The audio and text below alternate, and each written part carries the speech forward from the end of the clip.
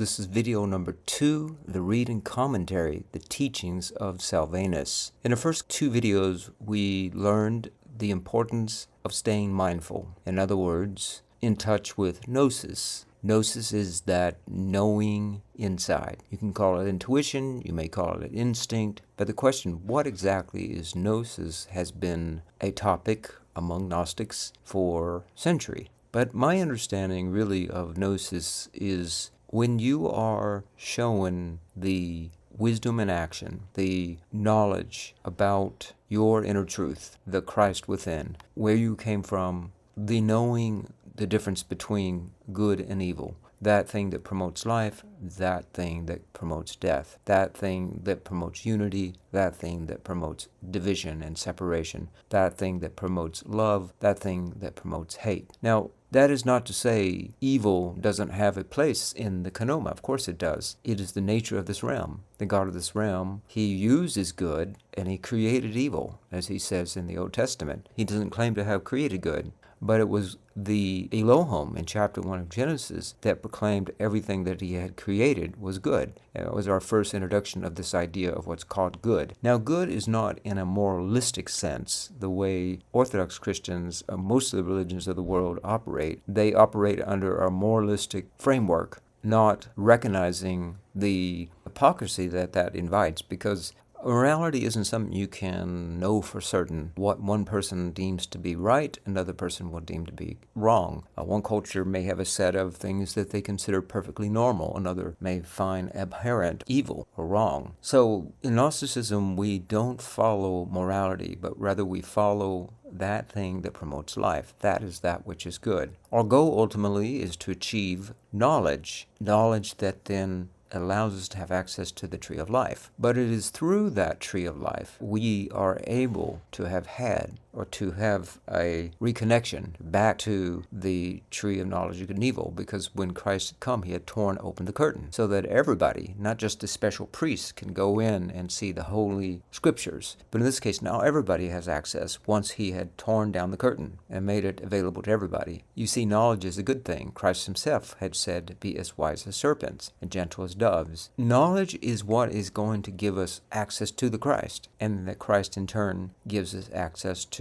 the mystery of the universe that then allows us to have eternal life. Ignorance is that thing that brings about death. The wages of sin are death. But what is sin? In Gnosticism, we understand is missing the mark of understanding. In other words, ignorance or not knowing. This is the whole reason why the demiurge God wanted to prevent Adam and Eve from having access to the tree of knowledge of good and evil. It wasn't the tree, it wasn't good and evil, but it was the knowledge of good and evil the demiurge and his minions did not want humans to have access to. And that's what we learned from many books we've read thus far, from the Gnostic texts as well as from the Bible itself. But in this book specifically hones in on the importance of remaining mindful, of remaining rational and centered in self, so that we don't go astray from the way, the truth, the light. And that way is the way that is within you, the Christ within. And so we don't speak about everybody fitting into a box. And that's what we came to understand. And when we start to create morality as our guiding post for the way to run a society, then we invite division, because everybody has different ideas about what's right and wrong. And everybody wants to feel quote-unquote good. Nobody wants to be blamed for being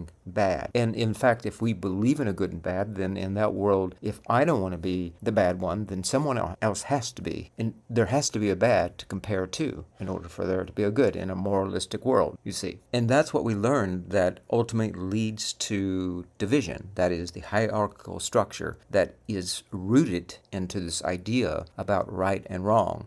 This orthodox version of what sin means, which is morality. It's about you not following a set of dictates or quote-unquote spiritual man-made laws that I deem are what God is telling you must follow or else. And so it becomes tyranny. becomes authoritarianism. And anytime you think this way, then you're going to have a society that is governed that way as well. And you can see that's what's happening today. Because the demiurge is not going to sleep. As long as you're in this realm, he will continue, along with his minion, come up with all kinds of machinations to reinvigorate this idea of the hierarchical structure, because it has to be at the top, you see. And so your goal here, your mission here, is to shine the light. That's what Christ talked about. No one puts a cloth over a candle, else it'll burn the whole tent down. But they burn the candle in order that it may shine its light. Then he talked about the parable of the seeds. The seed is within you. It's an accomplishment that is there ready to be made manifest. And that's what we want to be mindful of. So this entire book really is about being cognizant of your inner world, the Christ within, and remaining loyal and true to it, not allowing either the left-hand path or the right-hand path to distract you from that mission. Because see, the world is going around in a big hurry, a fear that they are inferior because they've been taught they're inferior. The monkeys that are fighting over who's at the top of the hill. And that's what you have, where they are feverishly in a big frenzy,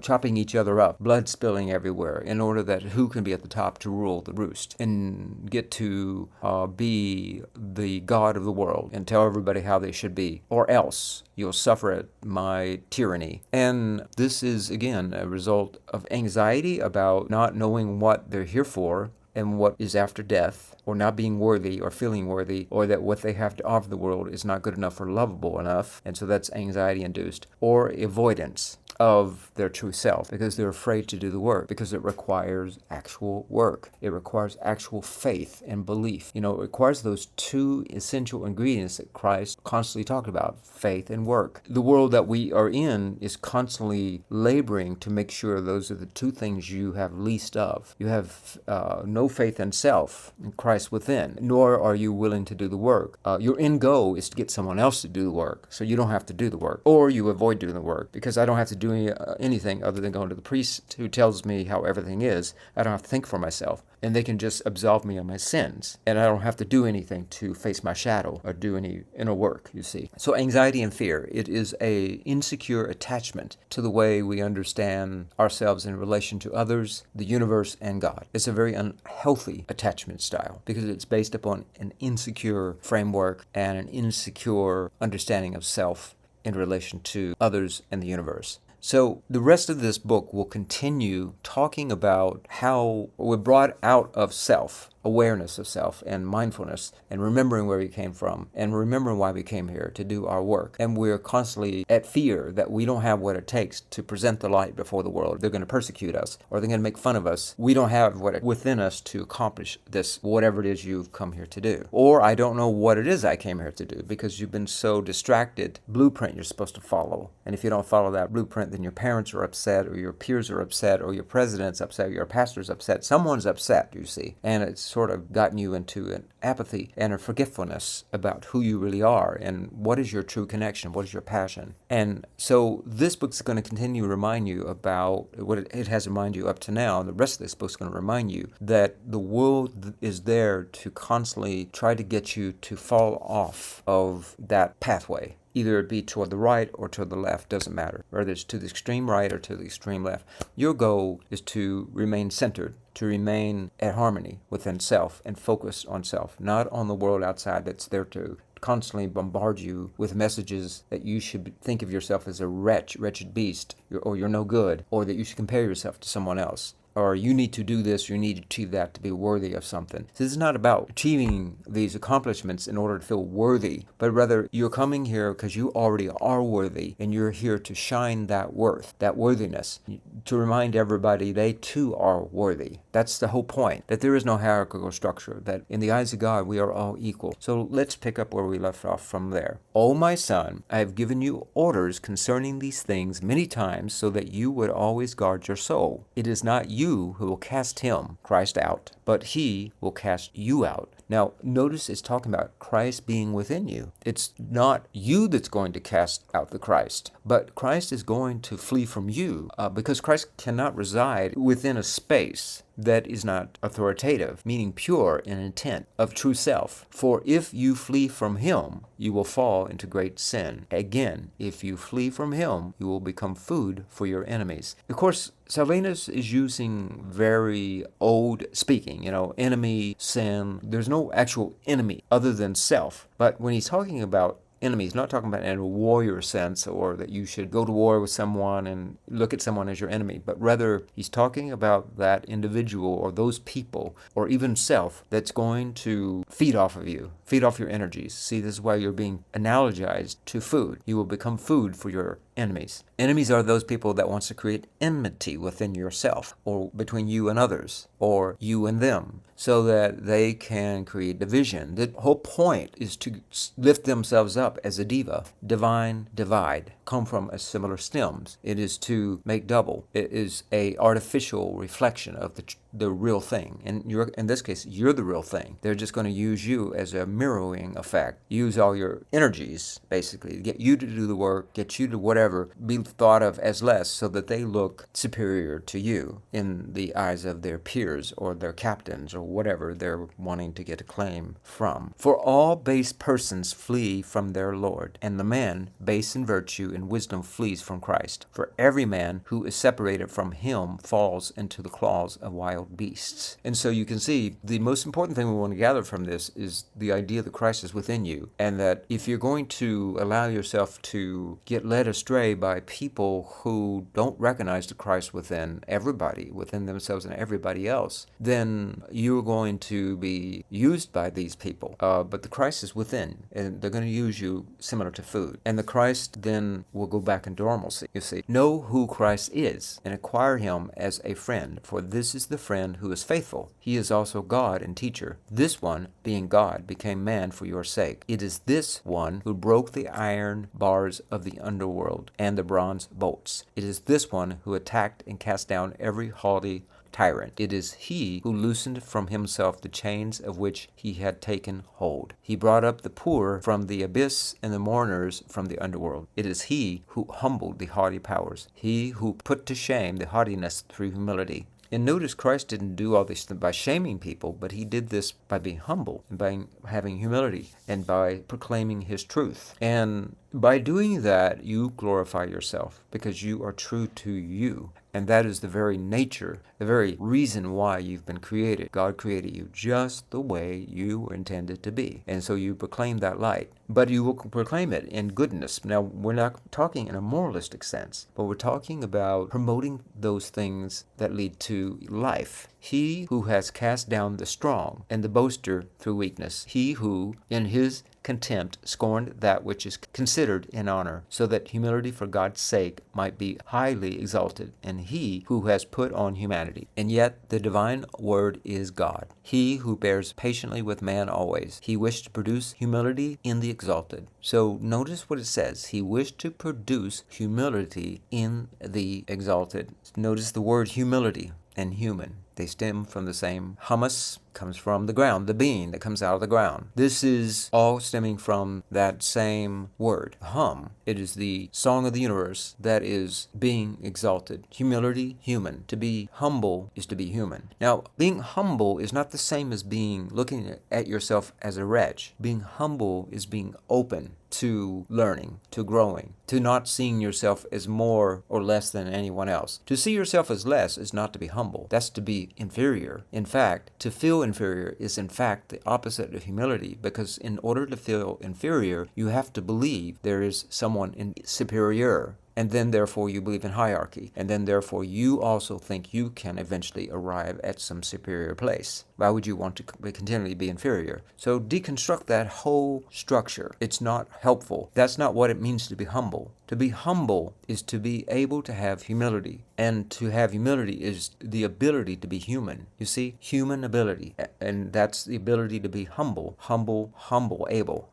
Able. Human ability. And that's the whole idea, that Christ is showing us we are exalted through our humanness. And it means being who you are. There is no certain way you're supposed to line up and everybody else has to line up like that as well. That limits God and God's ability to create an infinite array of different accomplishments through each one of us uniquely. He who is exalted man became like God. See that? Exalted man becoming like God. Not in order that he might bring God down to man, but that man might become like God. Oh, this great goodness of God. See, that's the opposite what you've been told. You've been told the opposite. You've been told that man is wretched beast, man is like a demon, he's responsible for all the suffering of the universe. There's one man and woman who took from the tree of knowledge of good and evil one little apple, and therefore all the suffering in the world is a result of that. And you are to blame for someone you don't even know from thousands of years ago for all the suffering in the world, because you're a wretched beast after all, right? This is the very opposite. It's been turned opposite. It's been turned topsy-turvy, upside down. The true message of Christ has been turned 180 degrees on its head. Purposely so. Oh, this great goodness of God. O Christ, King, who is revealed to men the great divinity, King of every virtue and King of life, King of ages and great one of the heavens, hear my words and forgive me. Again, remember, forgiving means to go back to what you were given. You were given this misunderstanding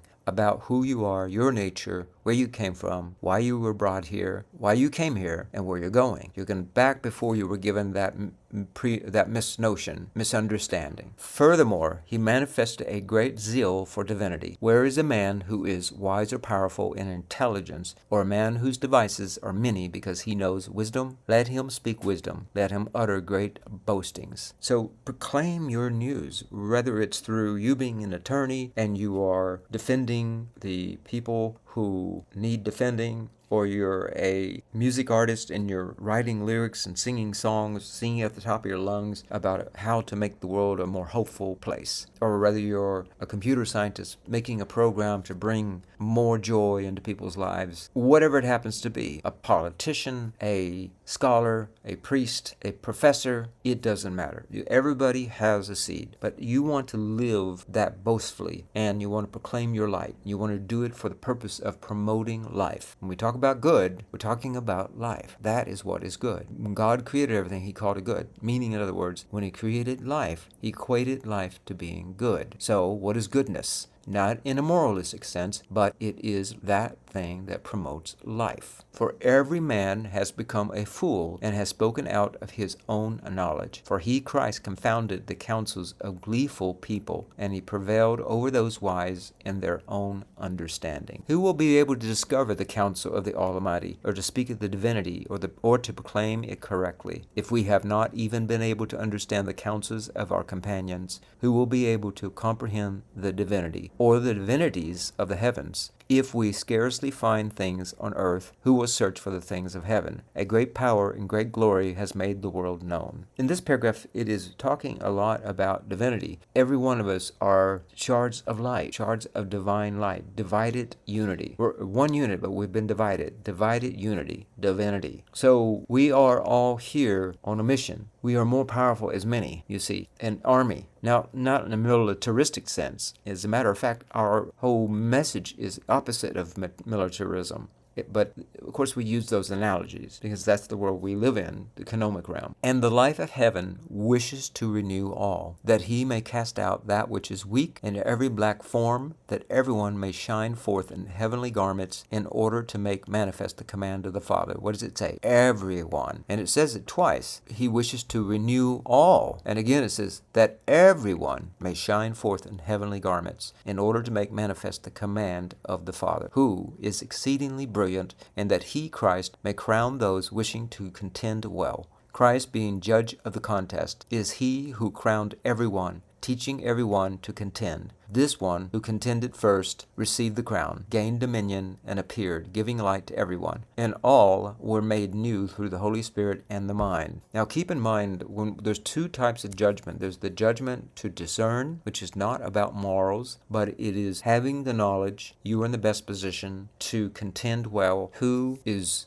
succeeding at something and who is not succeeding as well, or to instruct or counsel someone in something that you are expert at. That is a judgment we are measuring through a metric, but not through a moral lens, but rather through a qualitative sense or a quantitative sense. That is to judge. Now there's the other judgment that Christ talked about when he said not to judge others, and that is the judgment through morality, and that's a completely different type of judgment. So the type of judging that Christ is doing as the judge here is determining who it is ready to be crowned. And that's all determined by when you have gained the gnosis about where you came from, and you have the faith, and you do the work, and you accomplish what you've accomplished, then you've gained that crown. You don't need to worry so much. I know that this can make people anxious, because remember, we started this conversation about why people go into frenzy in this world, because they either have anxiety about the work they were brought here to do, or they try to avoid it, because it's quite a task, and it burdens people. But remember, that is not here to burden you. It's the thing that's going to liberate you. It's going to bring you great freedom. Now, that doesn't mean it doesn't come with enormous amounts of discipline and required work. Of course it does. But it's not through a way of you being anxious about it, but rather having faith. Remember, have faith that whatever God has seeded in you, that God will faithfully bring forth, as long as you do the work. So you, of course, have to become educated about what you're doing. You have to learn how to do it well, and you have to then do it. It's like working in a garden. You have to know how to pull the weeds and differentiate between weeds versus the plant, and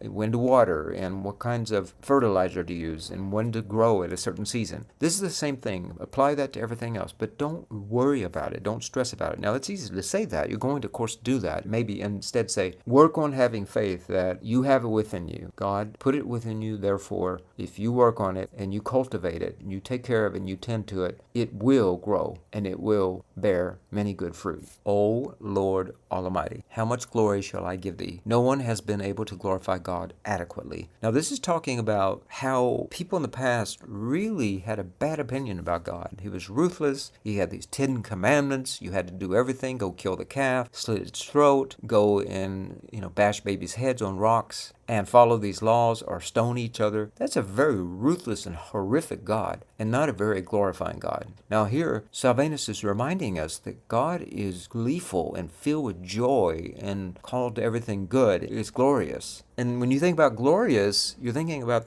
maybe this older uncle gentleman that's like a bit plump, and it's a Christmas dinner, and he's with all the jokes, and he's got jolly cheeks, and he's laughing. Ha, ha, ha, ha. That's God. You see, that's more the way God is, not this sort of mean old tyrant. It is thou who hast given glory to thy word in order to save everyone. There we go again, everyone. O merciful God, it is he who has come from thy mouth and has risen from thy heart, the firstborn, the wisdom, the prototype, the first light. For he is the light from the power of God, and he is an emanation of the pure glory of the Almighty. He is the spotless mirror of the working of God, and he is the image of his goodness. And remember, where is the Christ? The Christ is within you, and so it is you. We are all Christ within, waiting to beget ourselves. For he is also the light of the eternal light. He is the eye which looks at the invisible Father, always serving, informing by the Father's will. He alone was begotten by the Father's good pleasure, for he is an incomprehensible word. He is wisdom and life. He gives life to and nourishes all living things and powers. He's the source of life. He's the source of all goodness. He's the source of all knowledge. And it is through the body of Sophia that we're able to accomplish the experiencing of Gnosis, and not just Gnosis.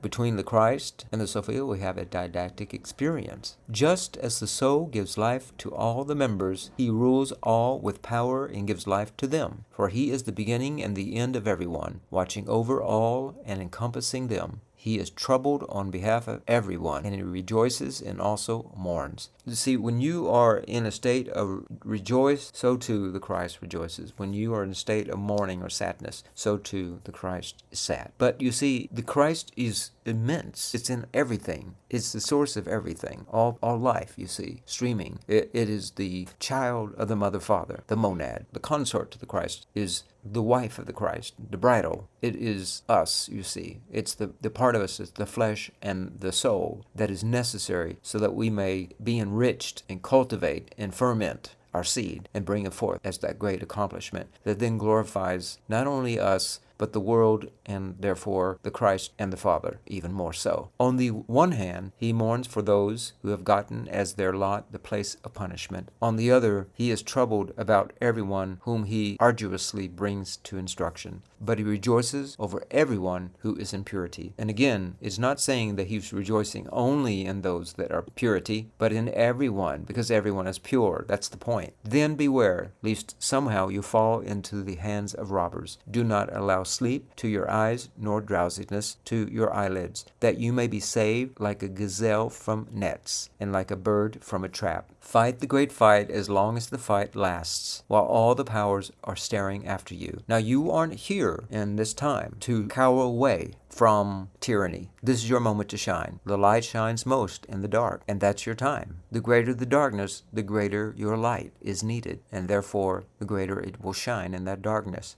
So I know right now is a very dark and foreboding time, but this is the time. You were brought here specifically for this purpose. You are supposed to be out there on the front lines. Now, you want to be wise. This is the whole point. That's why you want to go back and read this, so you don't get led astray, so that you aren't ensnared, entrapped like a gazelle in the nets, or bird that is trapped. Now, that doesn't mean therefore you won't be. Christ was put on the cross. Martin Luther King was shot and put in jail. So forth and so on. You know the stories. Be ready. But don't go looking for it. Be smart. Christ knew his time. He slipped out of the back when he knew it wasn't his time. So you too want to be wise. But your work is unique to you. This is the whole point. You were brought here for this purpose. In this moment, right now, this is why these scriptures are being opened up. These Gnostic texts at this moment. This dark time is on us now. Not only the holy ones, but also all the powers of the adversary. Woe to you if you are vanquished in the midst of everyone who is watching you. If you fight the fight and are victorious over the powers which fight against you, you will bring great joy to every holy one, and yet great grief to your enemies. Your judge helps you completely. And who's the judge? The Christ, since he wants you to be victorious. The Christ within is going to be your guide. That's why you want to constantly meditate or pray to the Christ and the Sophia and the Father and the Mother to guide you, to give you wisdom. Don't ask for this or that, but ask for knowledge. Ask for clear-headedness, for wisdom. You can ask for protection, for guidance, you see.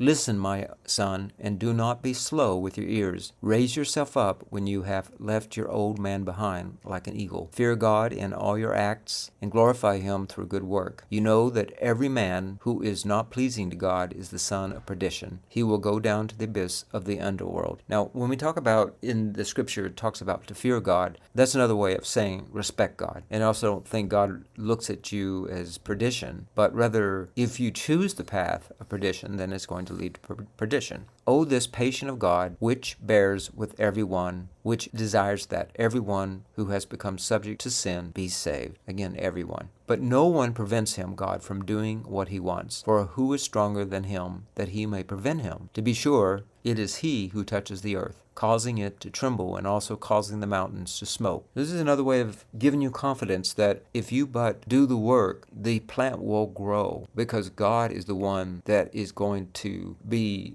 behind the essence that makes it grow. When you go out and you till the soil, you're not the one that makes the plant grow. All you're doing is providing the nutrients and the temperature or the water that makes it more likely that the plant will grow. Plants grow all the time without humans tending to them. And then there are plants that don't grow when humans tend to them. So in other words, all you can do is your work. When the time comes, that plant will grow when it's ready to grow. All you want to do is increase the odds that it's going to grow by doing all the things needed to remain mindful, gain in your gnosis and your knowledge and your wisdom, and do the work. Be part of working toward whatever to get the message out there. It doesn't necessarily have to be in word. It can be in action. In fact, actions often speak louder than words. It can be something that you've done quietly behind the scenes even. Everybody has to feel compelled based on their unique self, how to bring forth their accomplishment. It is he who has gathered together such a great sea as in a leather bag. He has weighed all the water on his scales. Only the hand of the Lord has created all these things, For his hand of the Father is Christ, and it forms all. Through it all has come into being, since it became the mother of all, for he is always Son of the Father. Consider these things about God Almighty, who always exists. This one was not always king, for fear that he might be without a divine Son. For all dwell in God, that is, the things which have come into being through the Word, who is the Son, is the image of the Father. So all things dwell in God, therefore all things are God, you see. For God is nearby, he is not far off. All divine limits are those which belong to God's household. Therefore, if the divine agrees with you partially in anything, know that all of the divine agrees with you. But this divine is not pleased with anything evil, for it is this which teaches all men what is good. This is what God has given to the human race, so that for this reason every man might be chosen before all the angels and the archangels. Again, every man. For God does not need to put any man to the test. He knows all things before they happen, and he knows the hidden things of the heart. They are all revealed and found wanting in his presence. That wantingness is what calls man forth to become more, you see. But God is not there to test you, to see if you meet some kind of quota, but rather God is allowed you to come here so you can express your free will, and so you can bring forth your accomplishment, your uniqueness, and add it to the universe.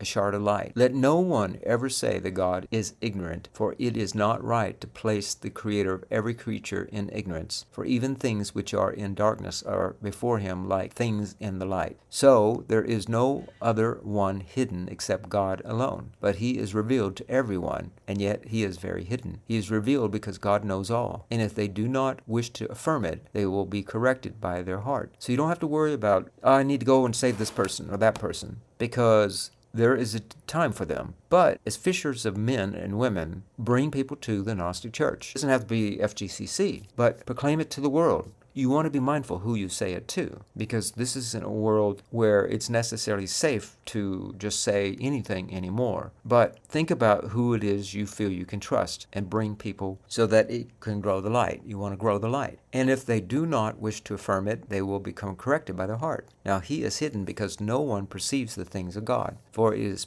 incomprehensible and unfathomable to know the counsel of God. Furthermore, it is difficult to comprehend him, and it is difficult to find Christ. For he is the one who dwells in every place, and also he is in no place. For no one wants to will be able to know God as he actually is, nor Christ, nor the Spirit, nor the chorus of angels, nor even the archangels, as well as the thrones, and the spirits, and the exalted lordships, and the great mind. If you do not know yourself, you will not be able to know all of these. And this is the point. If you do not know yourself, know thyself, and to thyself be true, is the beginning of all understanding. And this is the point of this passage here. He's talking about the exaltation, that this mystery is within you. No one else is going to know it for you or walk it for you. Christ can't tell you how to walk it. God can't tell you how to walk it. Nobody can tell you how to walk it. Only you can walk it, and only you can bring it forth. But it is the Christ that is going to help you find it. Knock and you shall open. Ask and you shall receive. And so that is what it is.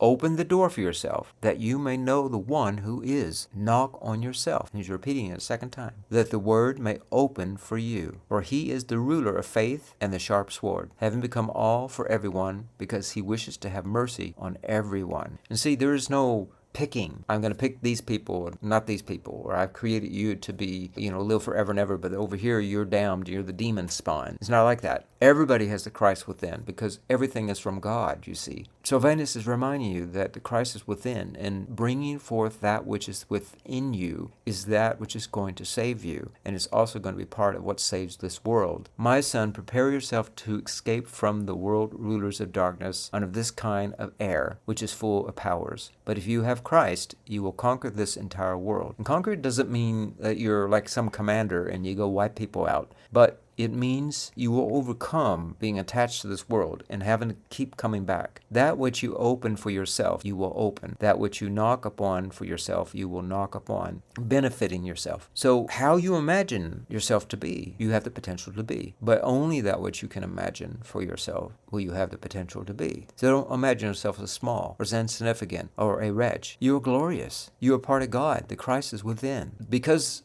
who you are is a mystery, even to yourself, that's unfolding, and you're revealing it to yourself and to the world. It's the very thing that's confounds the demiurge and his archons. You're one step ahead of them. As long as you know yourself, and as long as you stay true to that, and you do your work, and you remain faithful to the Father and Mother. To remain faithful to the Father and Mother is to trust that they love you just the way you were created, and that they created you because they knew how to create you, and they brought you here for a reason. And if they brought you here for a reason, you do the work, that reason will show itself. That's faith. Help yourself, my son, by not proceeding with things in which there is no profit. And what is that? Everything that's not you. That's not profitable. My son, first purify yourself. Become whole, in other words. Purify isn't in a moralistic sense. Purifying is like water. If you're water, then be water. If you're, I don't know, lemon juice, be lemon juice. If you're this, then be that. What does it mean to be pure lemon juice? What does it mean to be pure orange juice? What does it mean to be pure apple juice? Don't be something else because someone else down the road is telling you, no, you shouldn't be apple juice. You should be orange juice like everybody else. Because if you're not orange juice, we're going to persecute you, and you're less and you're inferior and you're going to go to hell. If you're apple juice, be apple juice. Purify yourself toward the outer world in order that you may be able to purify the inward. And be not as the merchants of the word of God. In other words, if you're presenting yourself as someone that you're not going to be able to be true to yourself. And this statement here, and be not as the merchants of the word of God. Don't go about trying to sell it to people, but be yourself. Be authentic, because you're here not to sell the light or to make profit off of it, but rather you're here because of the mission. Now, of course, in this world, you got to make money. It isn't that you deny if money is offered to you, but this is suggesting not to make that your primary motive. It's okay to make money. Nice house, nice car, nice things. There's nothing good or bad about that. Now, it becomes problematic when it runs your life and you become anxious over it and you think that your worth is tied to those things. Put all the words to the test before you utter them. Meaning, in other words, make sure that you're careful about what you say. Don't just go around and proclaim things. I'm a disciple of God now, and God's going to protect me in all instances. Well, no, it's not like that. God gave you a brain for a reason. That's why this whole book constantly reminds you how important it is to be mindful. You don't want to just utter things out recklessly. If you're going to go on a protest right now, for example, don't just be foolish to make a show. Don't try to become a martyr. Allow yourself to bring forth your mission. Make that your primary goal, your message. And if you become a martyr because of that, then fine. But otherwise, don't seek to become one. Do not wish to acquire honors, you see, which are insecure, nor the boastfulness which brings you to ruin, because it will bring you to ruin. Who is patient and mild, and guard this, O my son, knowing that God's way is always profitable. And so it ends, Jesus Christ, Son of God, Savior, Ichthus, wonder extraordinary. And that's just another way of saying Savior. So that wraps up another extraordinary text from the Nag Hammadi library. In our next video, we're going to be completing Codex number 7 by reading and commenting on the text, the three steles of Seth. Thank you very much for watching, and until next time, have a blessed day.